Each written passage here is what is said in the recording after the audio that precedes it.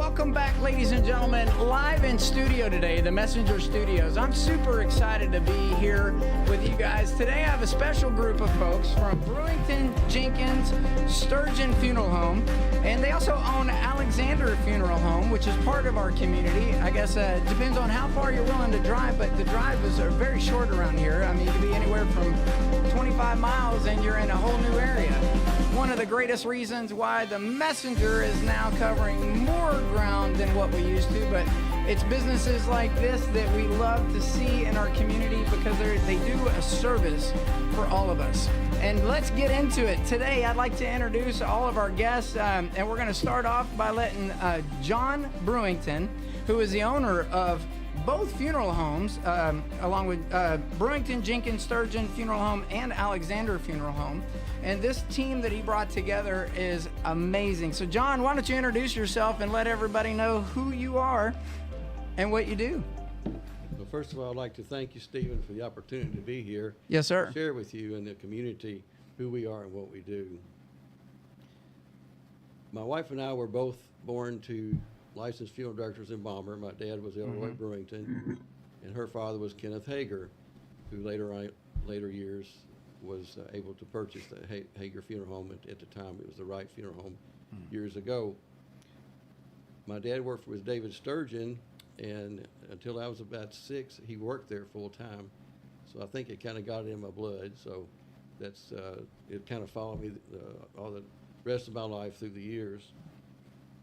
My wife was a school teacher. She is my partner in the businesses. So we are a partnership there. And just want to thank her for putting up and dealing with the issues through the years. It's been interesting. So Sure. I started out working for Kenneth and Lois Hager as a teenager, and I was there for a total of 15 years, 9 years part-time and 6 years full-time. And a situation appeared, and so I left there and went to work for Leslie Jenkins at the Jenkins Funeral Home. I was there for a total of 10 years, working for Leslie and Mary Lou Jenkins. And then from there, we were able to purchase the Jenkins Funeral Home in January of 2001, which we are presently doing now.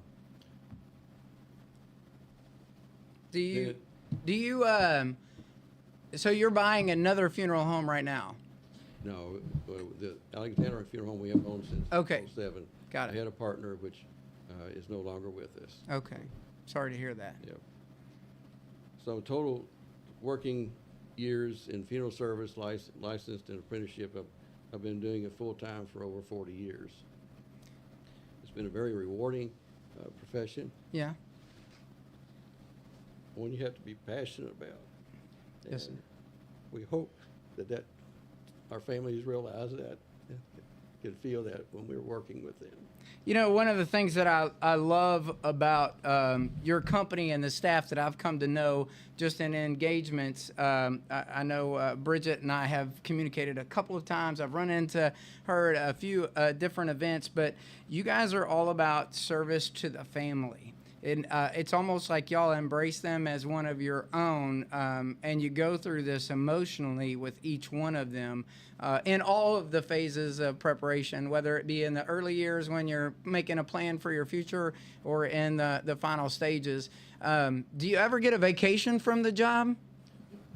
For many, many years it was tough, but this day and age, we are able to take vacations. We encourage it, and days off and time for being off call.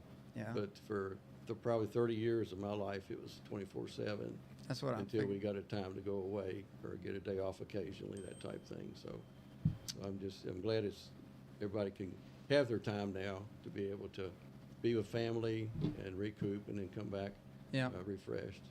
Well, nobody ever wants to talk about the idea of the end of life and our life cycle. Everybody wants to talk about the newborns and all that other stuff, but it is a reality of life every day that we have to, that this is, I mean, we don't just go and put wooden boxes up and throw people in the ground anymore. It's not like the Westward Movement and the Civil War.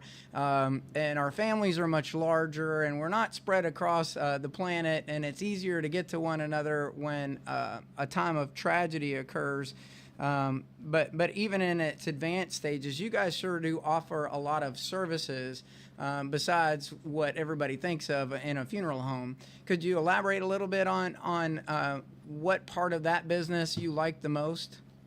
Well, the business is so, we wear many hats. We're business people, we're embalmers, funeral directors, we organize, we work with families, and we work in the communities, we work with pastors, churches. I've kind of liked the whole spectrum of it, and it's been a blessing to be able to do that, to see how we can help a family through a situation and then be friends down the road. Our business is unique because we meet a lot of nice people. We make a lot of good friends through the years. Oh, I can imagine. And I love this about our community. We have a very Christian-based community. All the churches really do seem to pull together, even in our darkest hours and in our brightest hours. Feather, I'd like to introduce you. What is your relationship to the funeral home, and how did you get involved? I decided that I wanted to be a mortician when I was pretty young, and there was one female mortician where I grew up, which was in Utah, and she was not very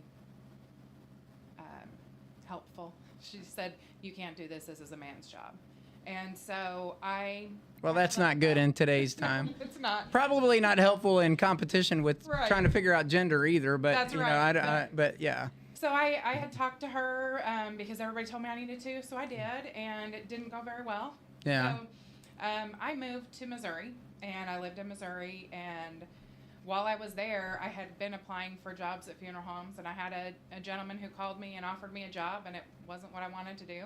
And I said, "Thank you very much." And he said, "Well, why did you apply?" I said, "Because I'm going to be a mortician." And he said, "Okay, well, why don't we have you do that then?" And so he hired me for an apprenticeship in Missouri, and I started my first apprenticeship in Missouri. I worked with an older gentleman. He's from Alaska. He was an Indian. He was the first one I embalmed with, and he was very interesting. I learned a lot of different things culturally from him. And then when I met a Meade County boy and moved here, I called all the funeral homes around here. And I said, I'm in mortuary school. I've been doing an apprenticeship. I would like to continue that. And there weren't very many people that were very nice to me. So I called John, and John was the first one who said, "I'd love to have you, but I don't need you." Yeah. And I said, "Okay." He said, "But if you don't mind, I'll call you when I need some help," because I was in mortuary school. So, Sure. And I had been going to school in a different location. So a lot of the trade things that we do are general to your area because people around you teach you. A lot of it is mentorship. I mean, a lot of it. If you don't have a good mentor, you're not going to be a good embalmer. Now, I'd assume with 40 years of experience, over 40 years of experience, you're probably getting a lot of good mentorship. I'm getting a lot. But when I started with John, it was over 21 years ago, something like that. Okay. So it was a long time Well, when ago. you said you started young, I was thinking it was like a couple of years ago, but okay. No, I'm just kidding. I'm teasing. I'm teasing. I moved here in 2003. Okay. And I worked in Missouri 2001. So I'd been there for about 2 years before I moved here working and embalming. Yeah. And so John called me and said, "Well, can I still have you come and help with embalming and things like that if we need some extra hands?" So I came and I drove a hearse once, and I remember who I buried that day. It was the very first funeral I went on. And then he asked me to come help, and I remember we did a special technique because the gentleman who'd passed away, it was a kind of a traumatic death, and so we did a special technique for embalming, and it turned out really, really well. Good. And so we were happy. We worked really well together. He was a very good teacher, and he also asked me questions and let me show him what I knew from Missouri, which was awesome. So we worked really well together. Well, So you're a good teacher too then, huh, John? He is. He's an excellent teacher. He is, and I think that's probably as big of a passion as being a mortician as teaching it, I think, for him. Yeah, I would think, John. So you said you had learned it was a family business when you were younger, correct? Yes. Yeah. So what was that life like growing up? Well, my dad left when I was 6, but I loved to go over there with him, Yeah. put around. And Mr. Sturgeon, David Sturgeon, he was a very nice man, and he spoiled me with Cokes and candy, and Gotcha. just loved being there. So. Awesome. So Feather, when you finally, you've been doing this now since 2003. Now that you're at this stage, what are you finding that is the best thing that you can tell families in advance versus when it finally happens? What's the thing that you've learned most about this industry? The best thing is to talk about it and plan it Yeah. before somebody dies, because there's a lot of situations that our families have nowadays that they didn't used to have: blended families, mixed families, crazy different dynamics. And if you talk about it beforehand, then there's not as much fighting Drama. about what would she want, what would he want, or Right. this is what we're going to do, this is not what we're going to do. And I found that if I can get people to come in and write it down, Yeah. not always pay for it, but at least write it down so somebody knows what you want, it's very, very helpful. I have a personal experience on that as well, of losing a loved one and didn't know what to do. And I was the one on the bag to take care of everything, and when you're like that, and, I think God gets involved when he needs to, especially when it's somebody he's bringing home. Right. Yeah. Anyway, when it happened, the priest, I didn't know that this person was going to a new church and had been going and was making the bread for when they were doing this stuff. And he said when this person joined the church, it was our faith to be buried and not cremated. And I was like, well, that just made life a lot easier, because all I ever understood was the other. And before you make that fatal decision, because there's not a lot of time when this happens. There's a lot of steps that have to occur between the hospital, the funeral home, the place where you want to bury the person. I would only assume that after doing this for so many years that people are just, what do I do? What do I do? How does that become part of the job for you now and anybody else in the industry? That is the job. The job is to take somebody's hand when they're emotionally distraught, Yeah. when they are facing some really tough decisions, and narrow it down for them and say, this is what's important right now. This is our decision now. And when we get done with that, we'll move on to the next one. And we are there to walk you through every single step. Yeah. And if they allow us to walk them through every step, everything will get taken care of. We're like event coordinators that do it on a dime. Like, Yeah. we can do it. If they will just let us walk them through a little bit at a time, we can get everything done that needs to be done. Very good. I'd like to introduce Cheyenne. Cheyenne, you're in an apprentice. Cheyenne, left seat on the left. You're in an apprentice. No, I'm sorry. That's not you. Lauren, you're in the apprenticeship right now, right? I'm sorry. Yes, that's okay. If I just read my notes, I would have gotten all this right. right. So you're in an apprenticeship now. You're where they were 20 years ago, 30, 40 years ago. Introduce yourself so everybody knows who you are if they meet you at the funeral home, and then or at one of these, and then what this is like in the apprenticeship. My name is Lauren Bollinger. I'm 25. I've been working with John for a couple years now. I think I was 21 when I started. So, of course, going into it young is very different because, you're still trying to figure yourself out, but you know that this is what you want to do, Okay. right? I live in Irvington. I think I said that. I don't know. I live in Irvington. I'm getting married in December. Congratulations. Thanks. It's crazy. I have 2 dogs, but I'm going to be living in Brandenburg. I graduated from North Hardin High School in 2017 and graduated from Mid-America College of Funeral Service in 2022. I lived in Radcliffe my whole life, but my family is from here. And I still have family that lives here. My grandparents are Ron and Roberta Hockman. Brother Papaw is a preacher and has been a preacher for over 50 years, which is, of course, a blessing in my life. But I remember when I was young, I tell this story a lot, so I mean, I'm sure everybody's here has heard it. Ooh. But I remember from the time that I could drive, I would go with Papa, and even before that, I would come with Papa to the funeral home, and whether it was like our family that passed away, because my family has all been buried through here. So whether it was our family that passed away, our friends, or people that he knew, whether he was doing a service or not, Right. I would go with him. And we'd walk in, and we would always see Johnny behind the desk. And so he would wave and come out and talk to us, and it was just so nice because he knew. He would ask about us by name. Like, Sure. I was a kid. I was like 9 or 10. You know, I was young. And he'd ask about our family by name and ask how we were doing and remember important things about us. And it's kind of like come full circle now, because now I get to be the one behind the desk to ask about people. And that's something that really drew me to work with John, is like how much he genuinely cares. Right. Like, not only for the families, but the people that he works with as well, because there's, of course, if you've had other jobs, you might work for people who don't care, and it's very obvious. But Johnny is nothing but kind and sincere, always. Well, and again, the feeling you get, going back to what Feather was saying, and then John in his opening remarks, is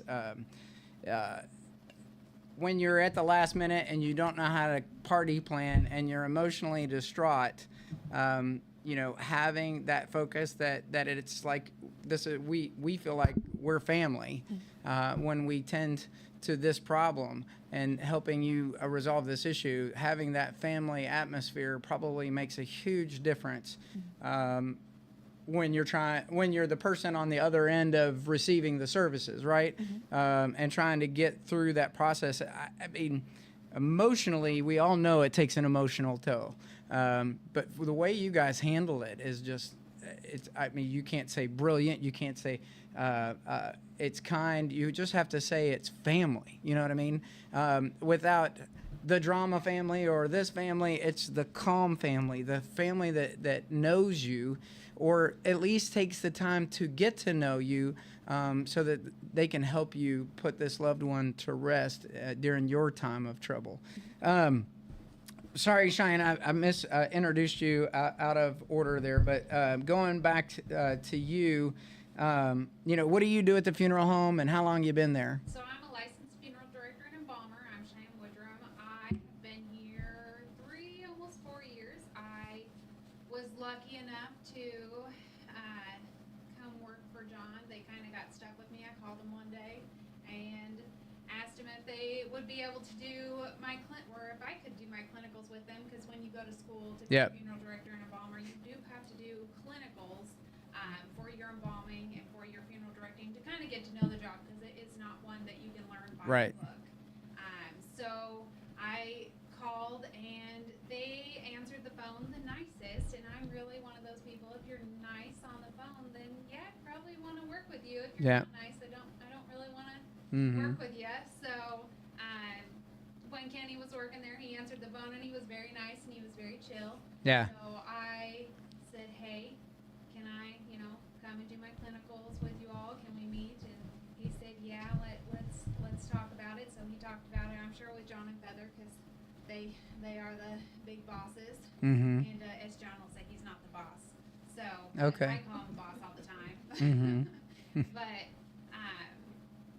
I came and I worked with them a little bit while I was still in school, and then I got through my clinicals and I went through my testing and I became an apprentice, and I was an apprentice for a year with them. I learned an extreme amount from everybody I work with. I mean, a lot of my embalming, obviously I learned from Feather and John and even Kenny himself, and and then funeral directing, I've learned from Tim and John and Feather and everybody. So they teach very well, and they are really good at teaching, and it's really wonderful. So now I'm licensed, and they make me do the hard work and do the actual, the job myself. I gotcha. Without them in the background, but it's great. It's wonderful, and it's a wonderful place to be. So Very good. I'll turn it over to Tim. Tim, I'll let you introduce yourself, and then I'll get to Bridget, and then we'll kind of get into some more of the discussion. So, Tim, tell us who you are and how do you come into the fold?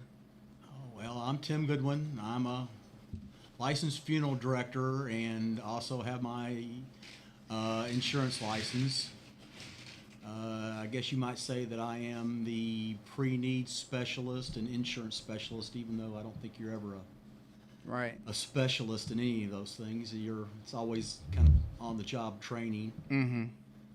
But that's kind of what I do. Well, I was kind of going to get into that, so I'm kind of glad you had talked about that a little bit. To Feather's discussion, probably the biggest thing that comes up is when you wait to the last minute for life to happen, you can get a large amount of sticker shock.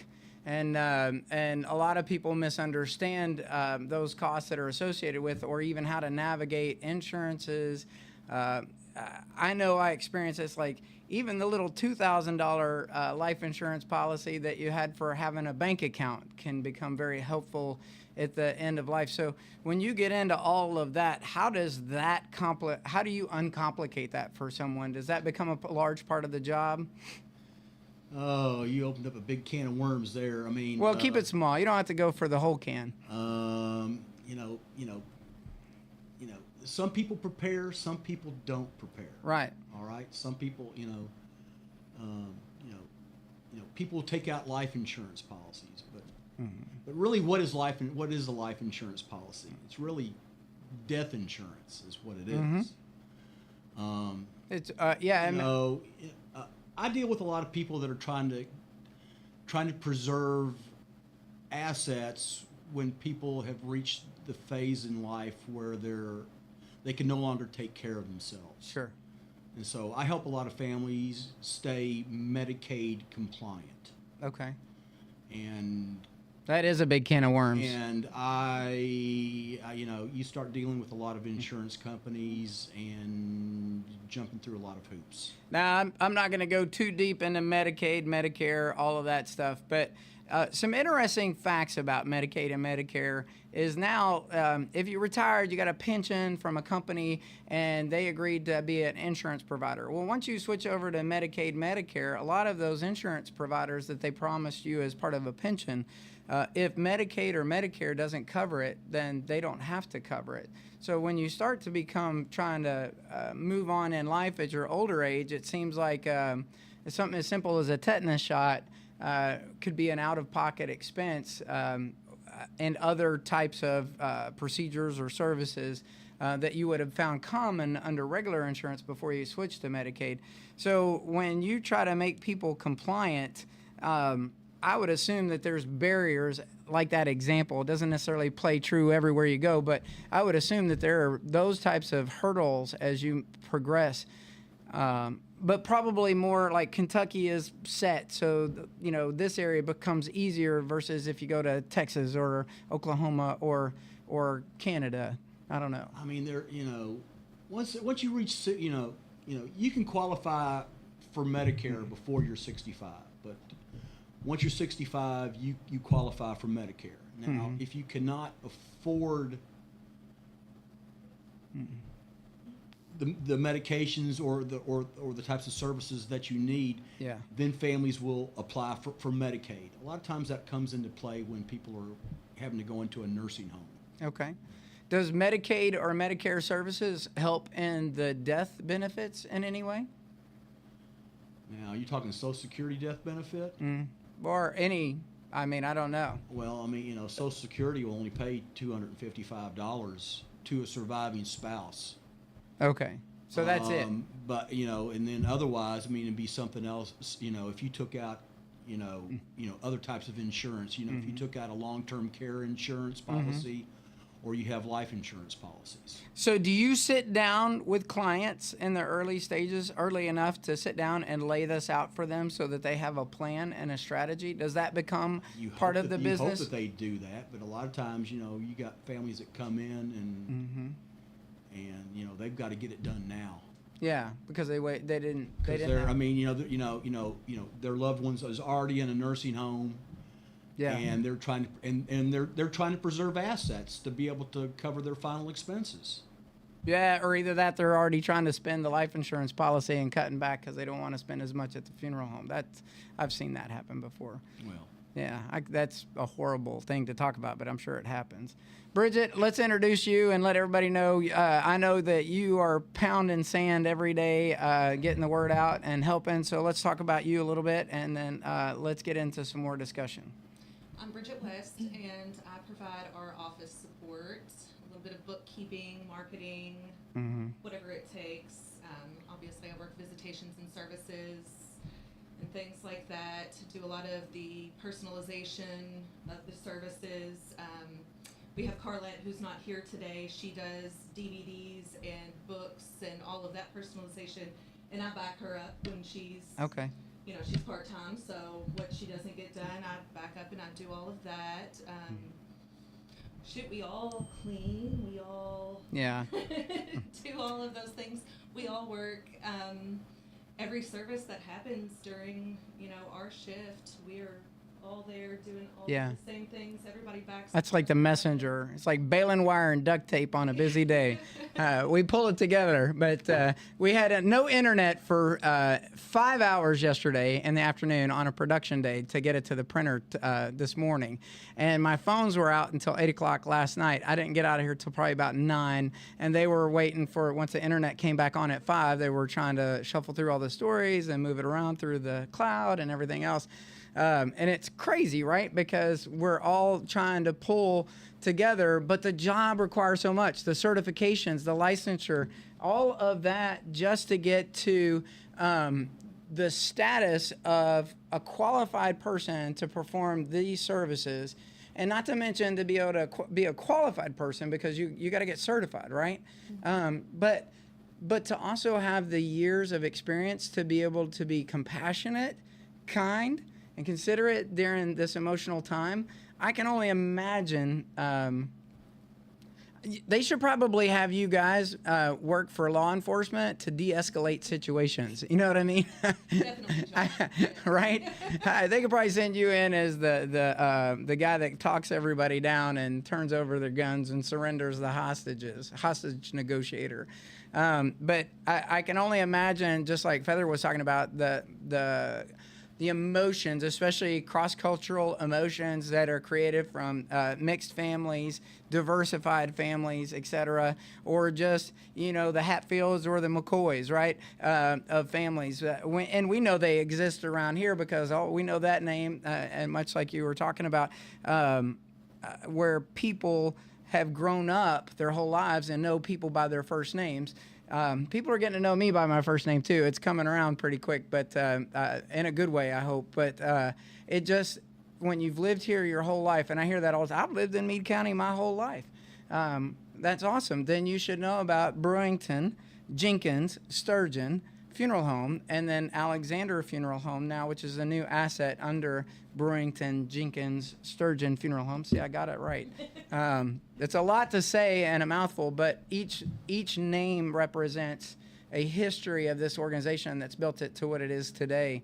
John, you've heard everybody tell their story openly on this podcast now, and you can reflect over 40 years.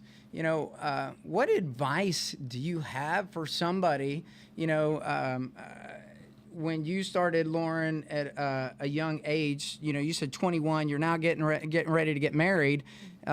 You said, I decided at a young age. You decided, Feather, at a young age that you want to do this. 20 years later, you're doing this. There is some young man or woman somewhere within the reach of this audio and video that is thinking, you know, that's something I would like to do. What advice do you have for him, John? Well, I started working for Kenneth and Lois Hager when I was 15, sophomore in high school. Didn't even have a driver's license.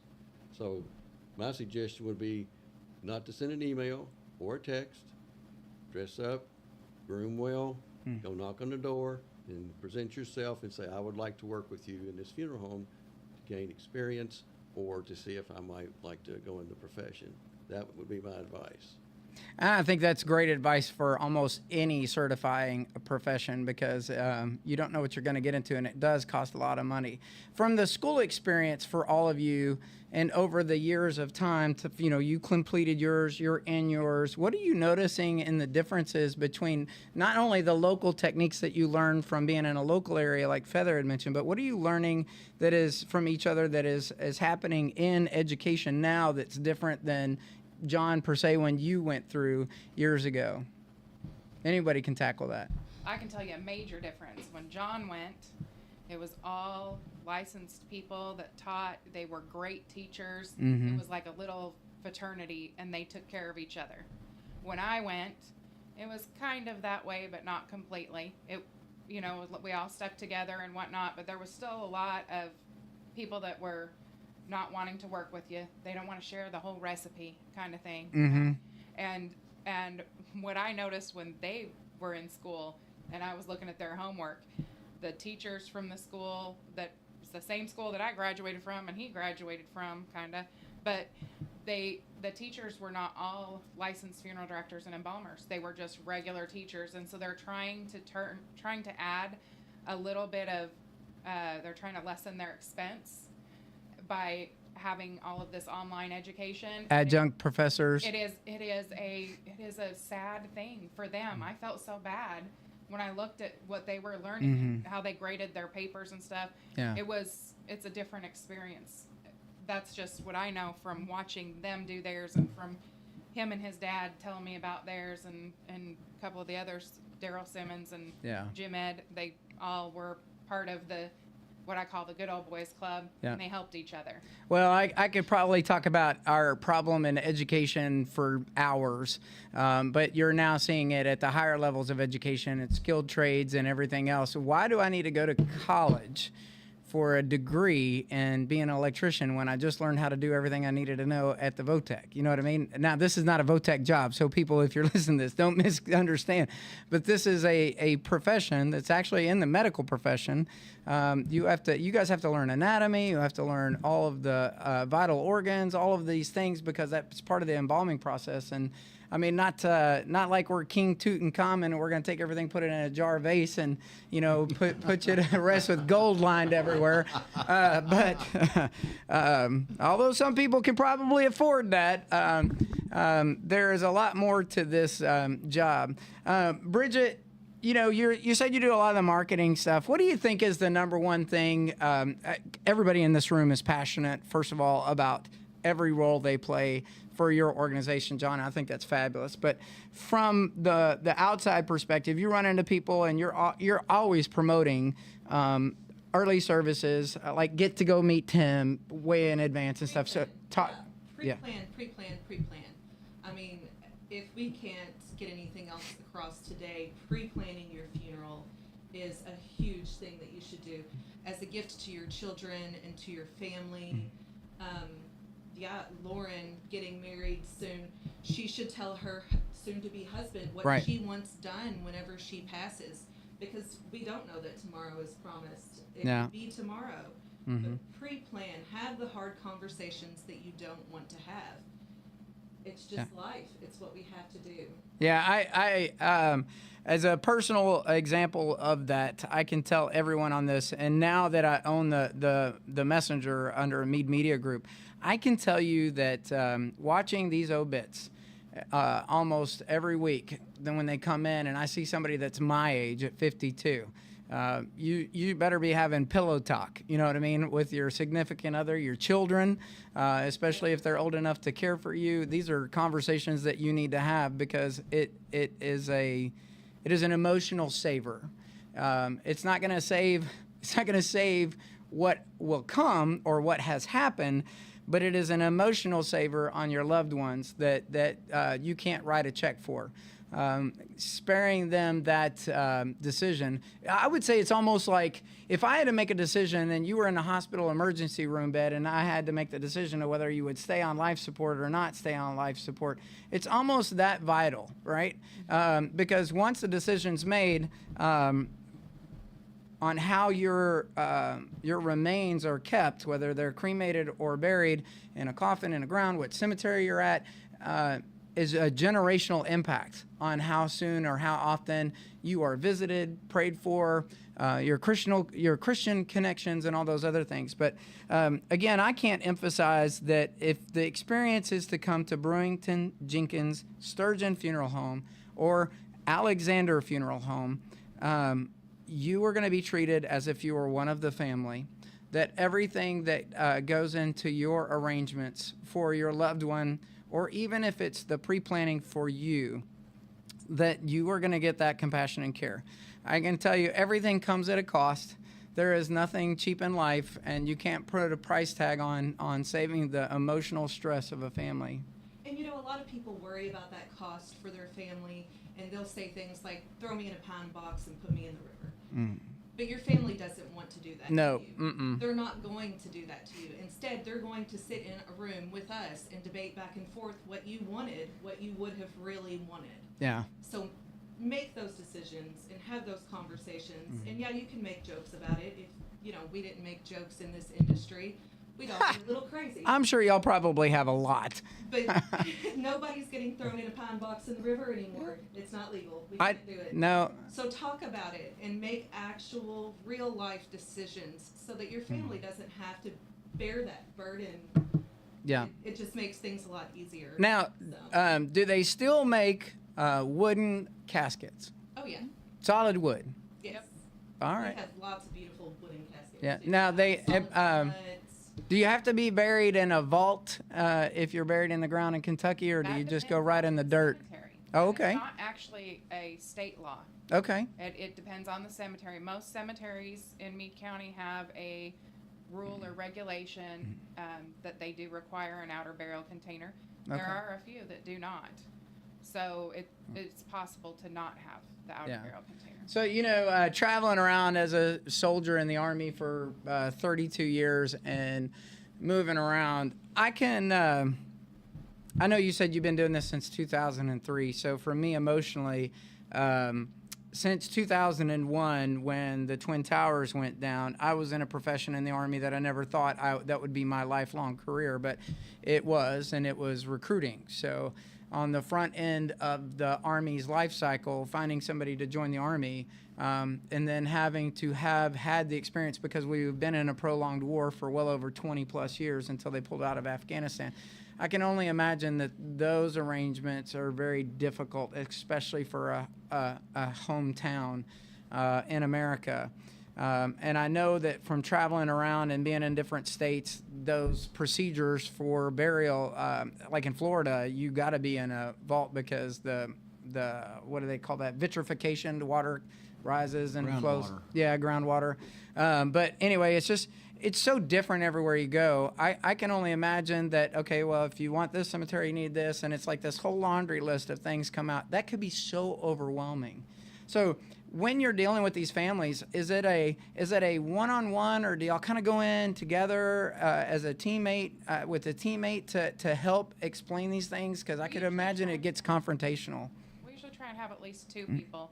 Sometimes when we get really busy, we have to do it with just one, but we always have people come in and check on us. But like we have a list of things that if they say they're going to go to this cemetery, we know we have to ask these questions. If they want to be laid out at a certain church, we know we have certain questions. So we kind of that's what the apprenticeship is for, is to learn those things, because it takes a long time. And so you go through the apprenticeship. Lauren has been doing it for long enough that now she can sit with families and start doing things. We're still there to support her. We don't leave, but she is able to start doing those because she's sat through enough arrangements. Yeah. She has learned those questions. Okay. Tim, going back to you real quick on planning and insurances and stuff like that. Do y'all do estate planning, or do y'all work with attorneys that do estate planning when you come across clients that are actually getting after this young enough to get into this conversation? I don't really get into estate planning, but you know, there are some people that will come to us when they've been to an attorney. Okay. And so do y'all get a lot of businesses from those types of estate planners, or how does that work? We get some business. I mean, you know, just it really depends, you know. Okay. It really depends on the person and the individual, and Yeah. you know, we're all different and we all have different wants and needs. Sure. Okay. Is there anything that, from your perspective, that the people should know about? Especially, I mean, insurance has got to be like the toughest thing to navigate. What's the biggest thing that you find that people should know that they don't know? Well, if you're applying for Medicaid in the state of Kentucky, the maximum amount of money that you can keep in your checking account is $2,000. Wow. So, And also beneficiaries. Need to be up to Beneficiaries, date. And- make sure your beneficiaries and, are up to date. Yeah. and Okay. if you're, Yes. if you're dealing with insurance, make sure you know who your beneficiaries are, and make sure that you give power of attorney to somebody when you get older. Medical power of attorney or Well, power of attorney to act on both. like legal? Okay. Both. But you better make sure that you trust them explicitly. Yeah. Right. It would be like your first child or something that very close to, I would assume, or something to that effect. Going back, and I'll start wrapping it up, but John, what is the thing that you think after 40 years of doing this industry and obviously having the unique opportunity to mentor so many people along the way, what is the thing that you want people to know about what Bruington, Jenkins, Sturgeon Funeral Home, and Alexander Funeral Home have to offer our community? As I said earlier, being part of the community with churches and being involved with organizations that provide services to our community, such as a chamber. We've done this for years. Just making sure, as we are a part of the community, that you can see that we are passionate about what we do, the care of our people, and making it as easy as possible for when the time comes. They call, and the first phone call, like you said a while ago, we work through the whole process with them. Yeah. And we listen. We don't dictate. We try Right. to let them know what their options are and whatever area they want to go into. And if we do that, then we've done our job. And then when it's over with, we want to let them know that we're still out there if they ever have questions. Right. And we want to be part of their family because they're already part of ours. So, Our families are our families forever. yeah. Yeah. It's an emotional time to go through. It is. For sure. It is. And our services don't end the day of the service either. No, No. they don't. Something that we do every year is our service of remembrance. We do that around Christmas time, and we send out invites to every family that we've had that year. We make personalized photo Christmas ornaments of every person that we've served throughout the year. Sure. And we always do that the first weekend of December, so we'll be posting that on our Facebook soon if people would like to go out and search for Bruington, Jenkins, Sturgeon Funeral Home and Alexander You say that much Funeral Home. faster than I do. I try. Try answering the phone. This is Bridget at Bruington, Jenkins, Sturgeon Funeral Home. How can I help you? Yeah. It I got takes you. a second to get it down. It But does. yeah, go out and find our Facebook pages and follow us and like our Facebook pages. We'll feed you at Christmas time and have a nice little party and Good. all that. So, and make sure you get your ornaments and yeah, we do a lot of personalized services like that, from bookmarks. Very good. Listen, I got to say thank you to all of you. John, it's been an honor to get to finally meet you in person. I think I got to speak to you a couple weeks ago on the phone. It's crazy how fast time flies in the community when we're all serving, right? And my hat's off to you guys for the years of service and the commitment that you make to our loved ones. I want to say thank you.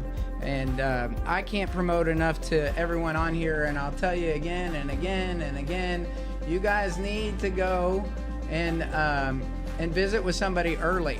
Don't wait till the last minute to go see the team here at Bruington, Jenkins, Sturgeon Funeral Home. How was that? Was that better? Yeah, or Alexander Funeral Home, because they're going to treat you like family. And you can't go wrong when time is needed. But don't wait. Get out there and go talk to these folks. I just want to say thank you guys for coming in today. It's great to see y'all. Big wave out. Thank you, Stephen. Yeah, Thanks and you for guys having have a us. great day. Tune in to us more in the future as we get more news coming your way. This week we'll obviously be featuring stuff from the 9/11. Interesting article. You should take a look. We've got one of our very own writers who is standing atop one of the Twin Towers with a photo from New York City. It'll be an interesting read. And thanks to everybody from Bruington, Jenkins, Sturgeon Funeral Home, and Alexander. You guys have a great day.